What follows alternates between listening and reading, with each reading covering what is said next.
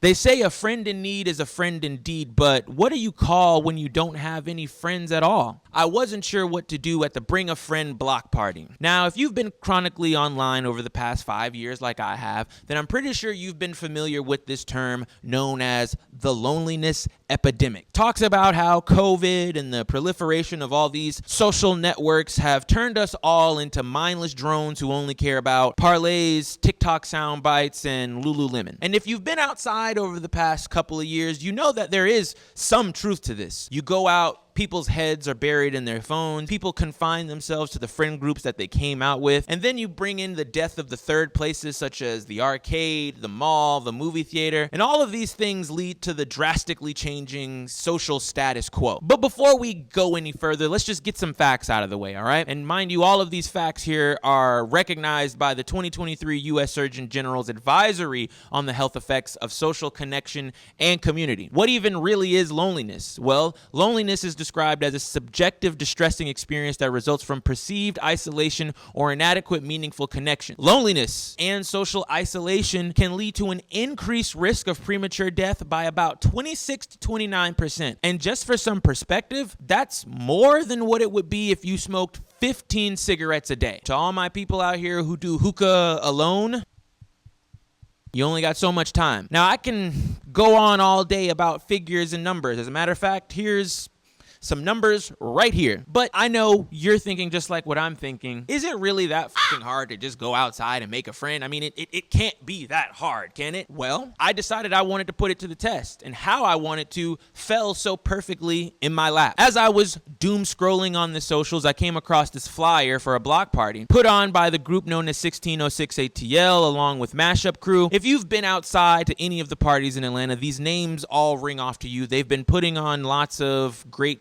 events over the past 2 years. But this party in particular was branding itself around friendship. They had lots of rules and expectations of things that they were hoping people would do when they got there to actually make some friends. But me being the cynical asshole that I am, I wasn't sure if they actually were looking to make friends, or was this just a marketing ploy to get people outside to turn up? So I decided to go there and see for myself. The test I put to myself was that if I could find someone and go bowling with them, then maybe this whole thing was a success.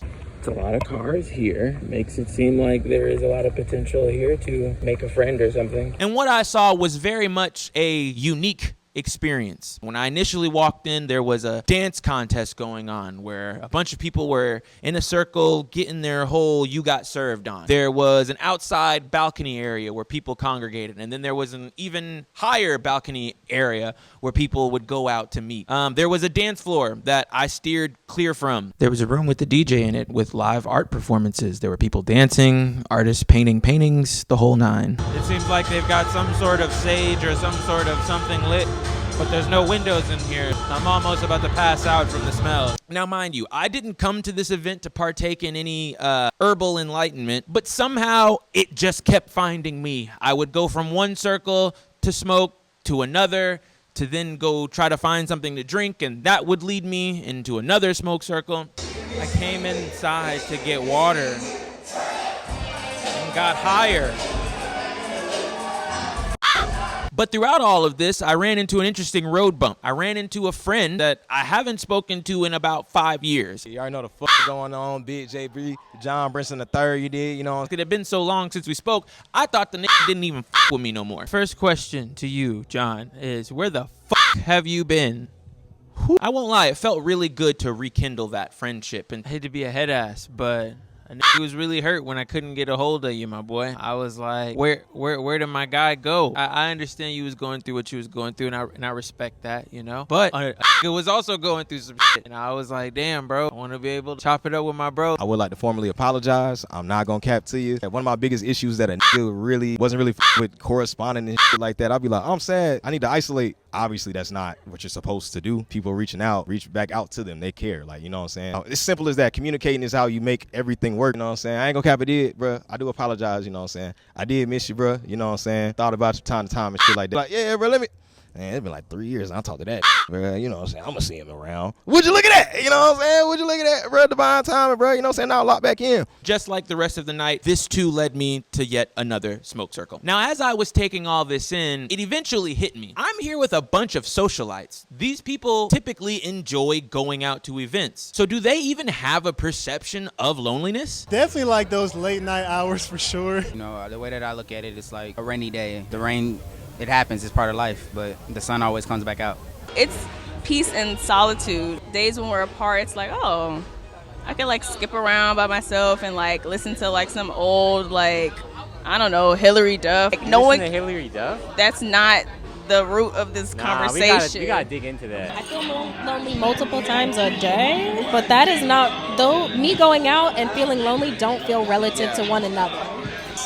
Not as often as I think so. And on top of all of that, were these people even here to try to make friends? I feel like it varies per my mood or like my day kind of thing. It got to be genuine. I got to feel the genuineness. Like if you walk up to me and just be like, oh, what's up, bro? I saw you on IG, you dance, you do all this.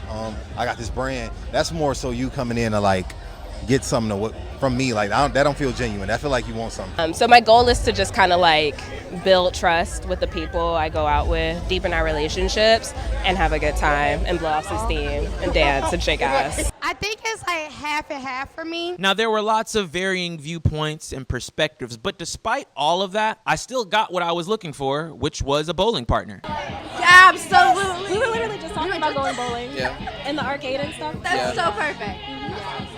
2 weeks, a week and a half since the block party, and I'm currently now outside of the round one up in Cumberland to go bowling. Zoe and Lyle and Jai, it's been rough, man. It really has. I can't get a fucking job. The job I do have doesn't pay worth the shit. Got a bunch of bills. My bank account has less than $100 in it right now. I just got into a fucking car accident today. I've just been going through a lot, and honestly, I could use a friend right now. And you know, a time was definitely had. There were jokes, there was Mario Kart, there were drinks, not for me, but for their friends. The situation is, unfortunately, he's winning. Okay. And it was just a really cool experience. It was cool to just go out and just do something with some people. They did a very good job of making me feel welcome, of making me feel like I was just a normal part of their friend group. And it was just a really relieving experience. And I'm very thankful to Zoe, Lyle, and Jai for having me out. I enjoyed everybody that I'm around. I'm glad that they incited us to do this. So if it were not for you, I would not be here right now. And we would not be connecting in this way. Look at all of us. This is fun. I think it's cool. Like I was just really, it was like I was talking about you were like, we're gonna go bowling, and we're like, that's such a really good idea. I was like, that guy has smart thoughts about it. And it felt good to put belt to ass in bowling. Woo! Except for that guy Kadeem. If you're watching this, bro, we need to run that back one more time, but we'll reschedule that. So all in all, was it all worth it? I mean, I think so. I rekindled an old friendship, made new bowling friends, so it felt like this was somewhat of a success. But do I feel less lonely? I'm not really sure. It feels like the paradigm is shifting more and more about what is expected of me to exist in this world, and as those things change, I feel more and more disconnected from society. But one thing I do know is that when I do have these feelings, I now know that there is a community, or rather a world out there, that is willing to take the challenge on.